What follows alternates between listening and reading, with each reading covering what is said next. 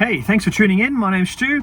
We're out at the Tuggerah Supercentre today, so we're right out in the public realm. And what we're going to be doing is we're going to be taking Ready Teddy, Princess Xena, Mighty Mia, and Mr. Blue out into the wide world. There's going to be lots of things that I don't think that they've come across before. So we're going to have automatic doors, we're going to have lots of cars, we're going to have lots of other triggers, and the occasional dog that's floating around here.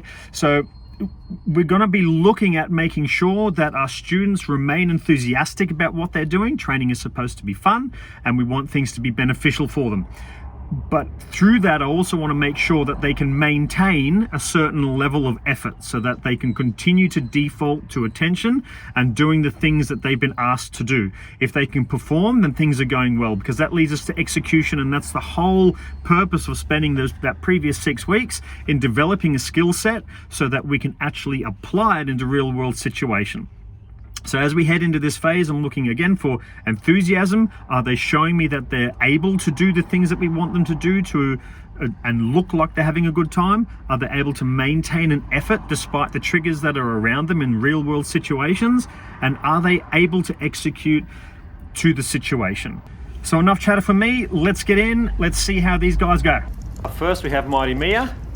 So she's doing pretty well. She does tend to have a bit of an apprehension around strangers and certainly around dogs. So that's something that we want to be able to capitalize on. We want to be able to see, can she indeed execute the things that we're looking for, even in tight situations like this artistic little fence. And she did pretty good. I was pretty stoked with how she did. There was a couple of times where she was apprehensive. However, she did manage to stay focused on the task at hand. And this is something where Mia actually does really, really good. If you can give her less liberty and then allow her the freedom of constraint. This is kind of the counterintuitive things with students like Mia. If you give her something to do, she will do that as best as she can. If you let her go, then she really struggles with the excess freedom, and that's when she kind of has her reactive moments, right? So if we're at heel and there's another dog, she'll huff, she'll snort, she'll carry on, but she'll stay in heel. All right? So this is really important. At liberty or not, if you give her too little constraint, that's where she kind of crumbles. Some people are like that as well. Like, not everybody can turn up to work and just do their daily tasks without the supervision of, hey, can you get A, B, C, and D done today? Or do this, then that, then the other, then this. Some people need more guidance, and that's the same thing with dogs too. They're not all the same. Good girl. You good? So we had this screen here, right, let's go. which was something that Mia was really not coping with greatly. So we kind of worked on that a little bit. The screen of all things, not the door. It might have been a combination of the whole thing, but we worked on that and we got it past that. That was nice. Got this cool stay with these people there who are giving us funny looks because we're just kind of standing around in a car park waiting for no cars to come past. That's one of those beautiful things that happen when you're training an awesome student out in public, is you get weird looks. But she did really good. She stayed at heel. We're learning how to cross the road. The pedestrian crossing is a thing. Now this is important. When you're taking blind corners like this, make sure that your student is able to squeeze in behind you.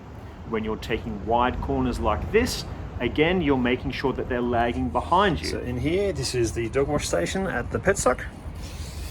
So she's not taking food, she's a bit worried about it. You can see her ears are pinned. You can see those legs are kind of tucked underneath the hips quite a ways. We're going to take her out. The idea here is just to get her used to the wetness on her paws being in here, and that nothing bad happens. Remember your doorways at all times. It's got to be safe. Wrong. Gun it. It's not about a matter of going through first. It's a matter about having right head space. This is a very good sign. Week 7, and we are eating in the car. That was massive. Just having Mia take food in the van for the first time after the huge amount of exposure. That is just rock and roll. There's another girl who really thrives on the constraints. Now here, this was really, really difficult for Xena. The sliding door was incredibly hard for it. You can see those back feet are locked in. The tail is generally speaking tucked with her, so it's not really the best diagnostic. Those ears are to the side. But my goal is to get her to push into my hands for food. And you can see how those back paws are really locked into the ground. She doesn't want to move those. That's a sign of a high amount of defensive activity in her brain. So I'm trying to get her to do the spins and the power-ups that we've been working so hard on doing. But see how she's quite avoidant of the sliding door. So when I'm paying her, I'm generally paying her with the sliding door in view, and I'll even use the reward event to suck her closer towards the trigger. Because we're leveraging two competing emotional responses against each other, and from what we can see is she is willing, so she's able to put the effort in to taking the reinforcer closer towards the door, ergo, that is worth more than running away from the trigger. And with girls like Xena, who she's genetically predisposed towards being defensive. That's never going to change. But what we can do is we can kind of even out those troughs and cap off those valleys at the extremes of her reactions by spending time doing things like this. But this is a long-term project. So naturally, we've got to wait for someone to come past and open that sliding door. And you can see, she can tell, she can predict what is about to happen, right? She noticed no one is here, so I'll just be relaxed. Someone is turning up, they're going to go through that door, and that's scary to me. But you notice now that I haven't given her the TAM, haven't paid, so she's able to spend more time not being worried about the door. Now she's pretty good with her skills. It's really only when we have a trigger that is going to then compel her. A trigger will be a dog or a trigger that is finally presented above her cumulative stresshold, right? So we've just gone past a shop which has a surprise sliding door. That is a bit hectic for her. This is a huge win. This girl can't stand cars, utes or buses, and we've got her in a sit stay to be able to control her as strangers walk past and as cars go past in a fairly busy car park. Like, this is a really big deal. So I'm just holding the lead up, but I want you to see how little pressure I need on that lead, even though within her threshold, within her safe distance, there are triggers. Heel. Alright, so Mr. Blue is actually like super excited, which is a good thing, but he's so excited that he's not able to really execute on much. He's not able to deliver any effort into anything. He's got plenty of enthusiasm, so we're going to start off with some liberty, and this is something that is easily missed. Allow your student to become habituated to the environment that they're in.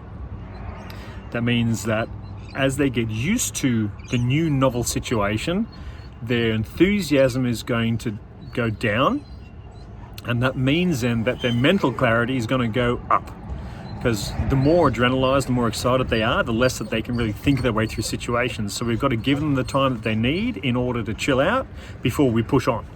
Louis, are you happy? You happy, man? You're not? Sure you are. Look at you go. Hello. Whatever. Morning. You ready? Heel. All right, Mr. Blue, he had some enthusiasm issues because we went out to a new environment. So there was a lot of work that I needed to do with him, just on the lead and being at liberty. So, do you know what? I just got him out of the van. He was blowing his top. And I thought to myself, there is no way we're going to make any beneficial advances or progressions in this training session, so we're just going to do some liberty. So we did some liberty work where we literally just sat down and did nothing, allowing him to habituate to the new environment. Whilst there's no white papers to back up what I'm saying, there are similar projections concerning dogs where the left tail wag, to me, tends to indicate an emotional response, and a right tail wag tends to indicate a more intellectual or operant response. So that allows me to read Mr. Blue quite well. Notice there that I just took him out of the situation because we had a sudden exodus of a bunch of people from their morning tea. So when he's healing, what you'll notice is his tail will have a right swing bias. See that? Lots of right swings, indicating to me a more operant, a more thoughtful, more intellectual brain process that is happening. When he's triggered, you can see that his tail swings to the left. This is a fantastic way of reading your dogs. Not a lot of people tend to use it, but you can gauge how hard your dog is thinking and how hard they're being compelled to respond. Two different brain activities. So you can see there he's trying not to, but he finds himself compelled towards a trigger. Put a block of chocolate down on the table in front of you, open it up so you can smell it, you can just about taste it, you can certainly reach it. See how long it takes for you to determine that your mouth is watering. Now all of this really is a result of the first 16 weeks of Mr. Blue's life. What tends to happen in those first 8 weeks is that a good breeder will be able to expose a puppy to lots of different stimuli or events or triggers, whatever you'd like to call them, and prepare a puppy for the real world that's going to happen after 16 weeks. So people, it is indicative to me that Mr. Blue was not exposed to enough people as a puppy. And that leaves its scars then into adulthood, where he's at now, in that he must go over and say hi. And he is actually one of those rare cases where there is no malice, there's no defense, this is all social. He's a happy chappy, he's a beautiful, lovely little boy. But his compulsion to go and jump up on people like an 8-week-old puppy is antisocial, and we have to be socially responsible. We have to protect the people that are around us. Some people are scared of dogs. Look at what's going to happen with Teddy and how we walk around. We avoid a lady who I saw was afraid of dogs. Imagine if this guy jumps up on someone who's afraid of dogs. They're going to be traumatized. It's not a slight thing. It's a big thing for that person. Or all of those ladies and gentlemen that come out after their morning tea. If he jumps on one of them, that's ripped skin. That's a big tear. It could make them fall, and that's another big bad thing that can happen. Right? Not everybody has nice, strong, supple bones. Some of them are brittle, and we can't have them falling over. And a guy like this, he's not a huge dog, but he's tall. There's a lot of fulcrum action. There's a lot of strength there. And he doesn't mean ill will, but it might happen. So we have to be socially responsible. He's got to be able to stay at heel, even in the face of triggers. Now, I warned you before, this is all we're going to be doing, is just the figure eights. He is not able to deal with any more than this. To ask him to do more is to set him up to fail. You can see he's at the edge of his capacity now. We've got kids, you can see he prances, he loses himself. And I've switched over to a different strategy. Before we were just using the lead to help him out with negative reinforcement. Now I've switched over to the TAM. He sees a trigger, I'll present the TAM, he's got to come over and take the food. If you can take the food, we're good. Can't take the food, session's finished. I'll use the food to lure him into a better heel position. I'll use the food to lure him through a situation if I can't escape it. And if he drops the food like he did before, I don't give him a second chance. He's not able to go and get it. We're walking.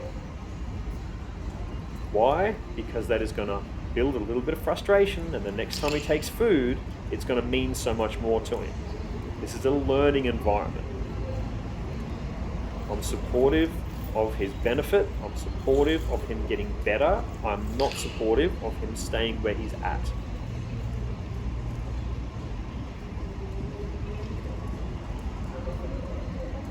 So as we come up to the end here, I think around about here, there's going to be a lovely couple come up. I was a little bit concerned about what it was that they were going to do, but they actually did it. They did us a nice one.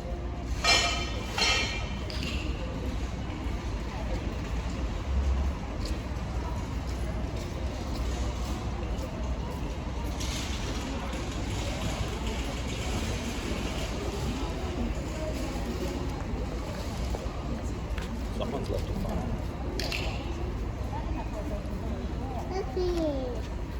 Is there a centre management? Oh, that's you? Oh, sorry. We were like, oh, we'll take it to centre management.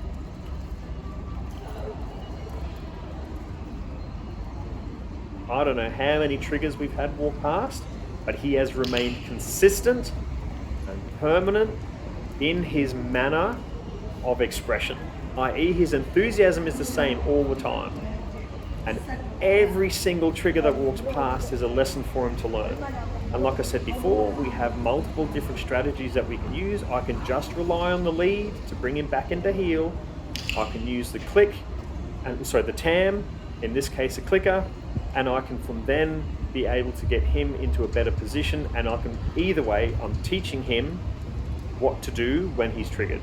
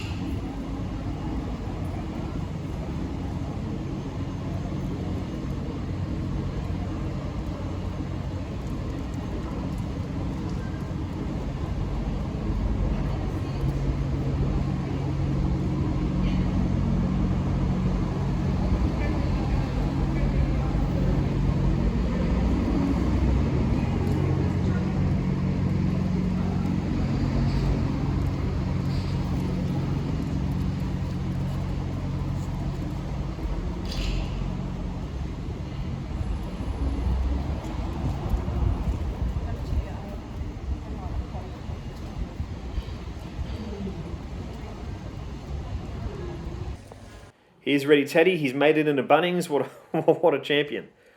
Just notice how long he is in limb from neck to tail. Like, he's got some really good expression. He's quite enthusiastic about where he's at. We're going to go down this aisle. Now, he's at liberty right now, and he's doing well, but you'll notice that he's starting to get faster in his gait. And towards the end there, we're going to come up to a trolley, and this is where he's going to fail, and I need to teach him that he's not allowed to fail in that way. He went too far forwards. We're coming up to blind corners. Why did I do that? Because he knows better, but he's got to learn to apply it in this particular situation. And Teddy he's a dude who can very easily run away with his emotions. So capping that emotional outlet, allowing him to concentrate. Now we're going to dip some of that down. Now these are bags of dog food that he's on, right? The pallets of dog food. Lock him into a sit, have him stay there for a little while. I'm not going to make him sit for 5 minutes because that's like watching paint dry. But we're going past all of the dog food that's in Bunnings now. What is he not doing, guys? It looks boring, doesn't it? Because of the lack of activity that he's showing. But it's exactly that's freeing. He is not compelled to go and dig through the food. He's not compelled to pull and scratch on the concrete floor to get towards the food. So we're going to navigate our way, and what I want you to pay attention to is how he uses his nose to deal with his emotions. We came up to a person, what did he do? He acted like a vacuum. Oh, here's something that's come up, he doesn't know what. If in doubt, cockers sniff. That's something worth paying attention to. So we're coming into the nursery. Oh, we're not coming into the nursery. We're going to go somewhere else. And what does he do? He comes with us. There's no pulling, there's no scratching. You could see that his head space was already sucked into the nursery. We do a U-turn, we get him out of there. There's actually a lady up ahead on the other side of the cafe, if you know this particular Bunnings, and she was scared of dogs. So I've actually tried to help that lady out by going around her instead.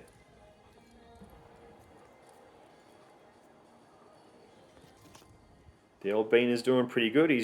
I would have had expected him to be far more tempted by the smells that are around as well as the people that are around. Now I've seen this and I thought to myself, I know you can do it. Get out and have fun with your dog. Let your dog become a stunt girl or a stunt boy. Get them up onto objects. Get them under objects. Get them through objects. Take advantage of the situations. Have a lot of fun with your dog and everything else will be hunky-dory. Sit stays in action. As is the case, there's no cars, there's no people, you know, that always happens when you get the camera out and you start training with your dog. By the time you get the camera out and set everything up, all of your beautiful temptations disappear. I was wondering, I'm like, you left that camera? That was another poor guy who was looking at the phone thinking to himself, someone's left an iPhone behind, propped up. That's nice. I might have that.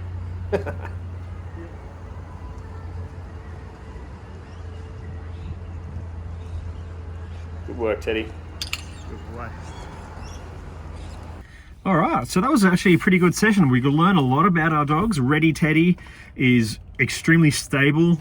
The things that triggered other students simply didn't trigger him, like the beacon lighting have an automatic door that opens and is a nice surprise for the dogs, catches them unaware and allows us to see how do they handle a sudden trigger, something that is novel that they probably haven't seen before. How do they recover from it? How do they respond to it?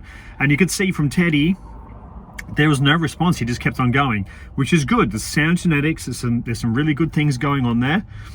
We could also see with Princess Xena that the opening door going into the center was extremely difficult for it. It makes this clicking sound as it closes, and for whatever reason, it doesn't matter what, but that was a really strong trigger for her that she couldn't necessarily work through on her own. She is the type of girl that needs the support. She needs the communication through the lead. She needs the communication through the TAM. And she needs voice control as well, something that soothes, something that gives direction. That's how she's geared genetically. We are not going to change that. We can use those to capitalize on learning experiences. And you can kind of see in the video what I'm doing there. A really cool thing that I was really surprised with was Mighty Mia. I thought that she was going to have a much harder time than she did. I took things a little bit slower with the sliding doors for her. And she proved me wrong. I didn't need to do that. And as we walked through Bunnings, she didn't care about anything. She just took it in a stride. She was stoked. She was doing her happy little Frenchy snort. She was really pumped to be out and about. And she proved that she can do the heel.